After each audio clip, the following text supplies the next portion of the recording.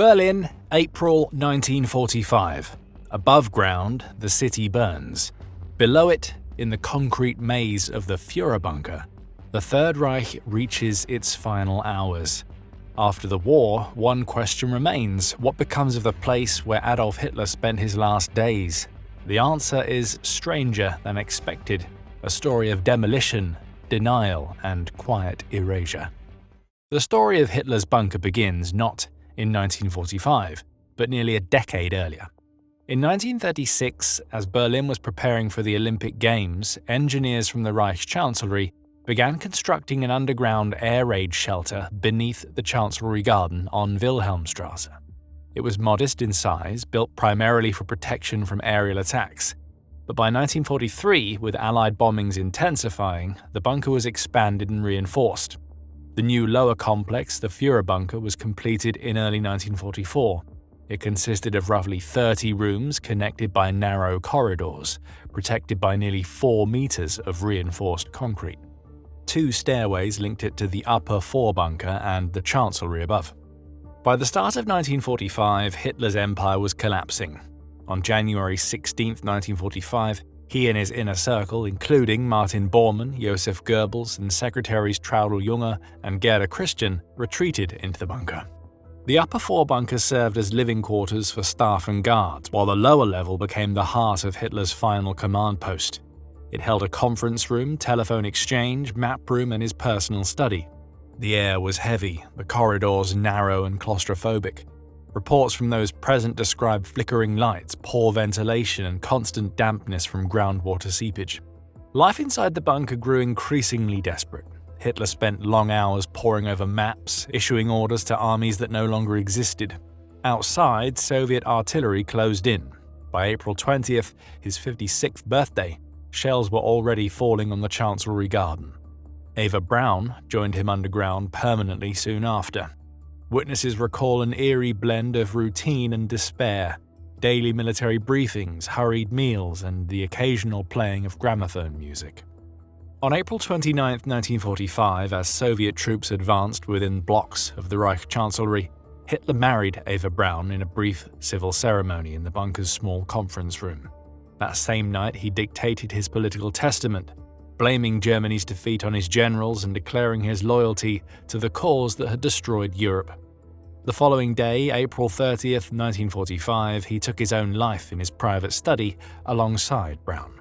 Their bodies were carried up to the garden and burned by staff under Bormann's orders as Soviet shells thundered nearby. In the days that followed, Goebbels and his family also died in the bunker complex. On May 2, 1945, the remaining occupants attempted to flee or surrendered to Soviet forces. When the Red Army reached the ruins of the Chancellery, they found only charred remains, fragments of documents, and the wreckage of what had been the nerve center of Nazi Germany. The Soviets quickly secured the site and began investigations to confirm Hitler's death. For years afterward, they kept their findings secret, fueling rumors that Hitler had escaped. When the guns finally fell silent in May 1945, Berlin was a wasteland. The Reich Chancellery lay in ruins, its grand marble halls now piles of rubble. Beneath it, the Führerbunker still stood, damaged but structurally intact. Soviet troops discovered the entrance while clearing debris and immediately sealed off the area. To them, the site was both evidence and embarrassment, the last refuge of a defeated dictator. What followed was a mix of secrecy, destruction, and political control. In May and June 1945, Soviet forensic teams led by Smersh, military counterintelligence, entered the bunker to recover remains and documents. They photographed rooms, mapped the layout, and gathered fragments of burned papers. The discovery of dental remains believed to be Hitler's confirmed to them that he had died there, though Stalin publicly denied it. For the Soviets, ambiguity served propaganda. It kept the myth of Hitler's escape alive, while highlighting Western intelligence failures. The complex itself posed a different challenge. Berlin, now divided into occupation zones, was rebuilt from the ashes. The Soviets decided the Chancellery should be erased. Between 1945 and 49, demolition crews systematically destroyed the above-ground buildings, first by hand and later with explosives. Their goal was not only practical, clearing ruins for reconstruction, but symbolic, the physical annihilation of Nazi power center. In December 1947, Soviet engineers attempted to blow up the underground bunker network. The explosion tore open parts of the upper levels, but failed to destroy the reinforced lower chambers. Some corridors flooded, others were filled with rubble. After several more attempts, the Soviets gave up. The site was buried under debris and forgotten, though rumors persisted of secret tunnels stretching beneath Berlin. By the early 1950s, the East German government inherited the area within its sector. Keen to suppress anything that could become a shrine for sympathizers, it imposed silence. No public signs marked the location. Official maps simply omitted it. Nearby streets were renamed and the ruins of the Chancellery Garden were flattened and turned into a nondescript stretch of wasteland. Even mentioning the bunker was discouraged. It was to vanish from memory as well as from sight. Yet the bunker's ghost lingered. Allied investigators and journalists tried to access it, often relying on second-hand Soviet reports. Early post-war publications like Hugh Trevor Roper's The Last Days of Hitler from 1947 drew heavily on these limited accounts, cementing the image of a subterranean tomb beneath the ruins of Berlin. By the late 1950s, the site had vanished from view. The ruins of the Reich Chancellery were cleared, the bunker entrances sealed, and East Berlin rebuilt over the area. Housing blocks and streets replaced the shattered government quarter, leaving the bunker buried and out of sight as the city moved on. In the 1960s, as Berlin became the epicenter of Cold War tension, the Führer bunker remained hidden beneath the new East German capital. Officially, it no longer existed. In reality, sections of it still lay under layers of concrete and rubble, quietly preserved by the very soil that was meant to erase it. Few East Germans knew its exact location, and those who did, mainly city planners and construction crews, were under strict instruction not to speak of it. The area above the bunker, once the garden of the Reichschancellery, fell within East Berlin's government quarter. When the Berlin Wall was built in 1961, it ran only a few hundred meters away, further isolating the site from public access. For the East German regime, the last thing they wanted was a monument to Hitler's final days within their socialist showcase city.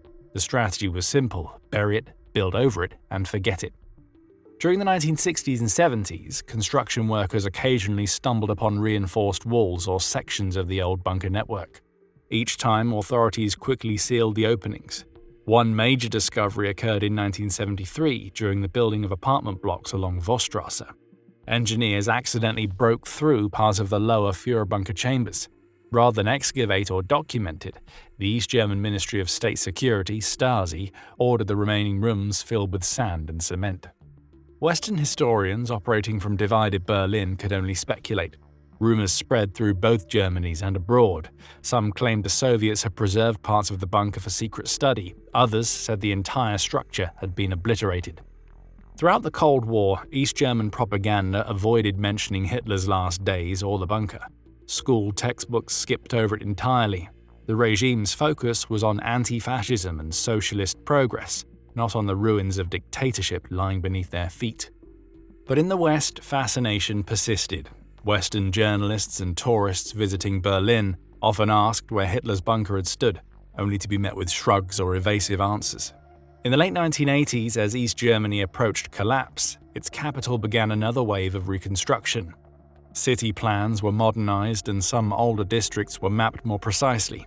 It was then that historians realized how much of the bunker had survived under the surface. Though heavily damaged and flooded, the reinforced concrete shell still existed. When the Berlin Wall came down in 1989, a buried past resurfaced. As East and West Berlin merged, construction boomed across the city.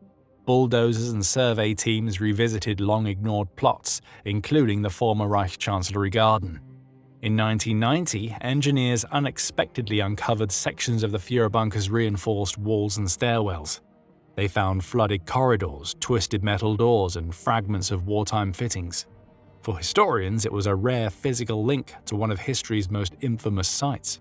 For the new German government, it posed a moral dilemma: how to deal with the last remnant of Hitler's final refuge. The early 1990s were marked by intense debate. Some argued that the bunker should be excavated and documented before redevelopment erased it completely. Others warned that opening it risked turning the site into a neo-Nazi pilgrimage ground. Berlin's city planners chose the latter path: no monument, no museum, no memorial.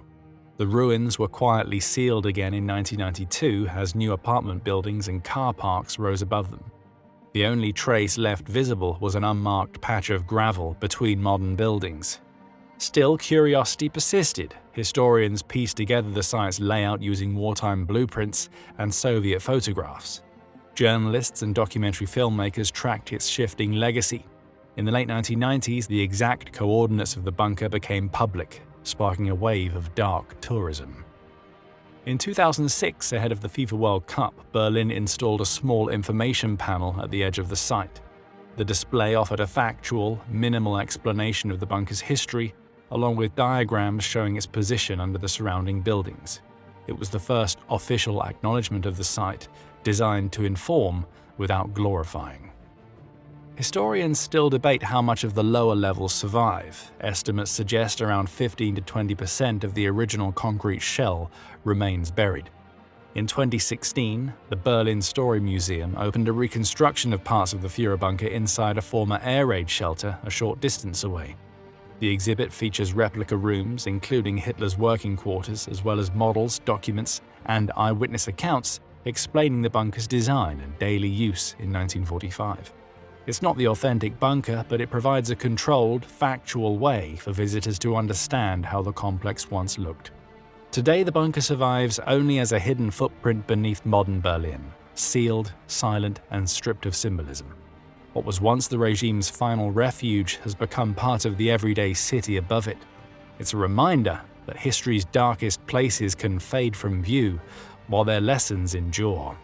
If you found this video insightful, watch What Happened to German U-Boats After World War II next. A deep look at how the U-boat fleet was captured, studied, and scattered across the world in the aftermath of the war.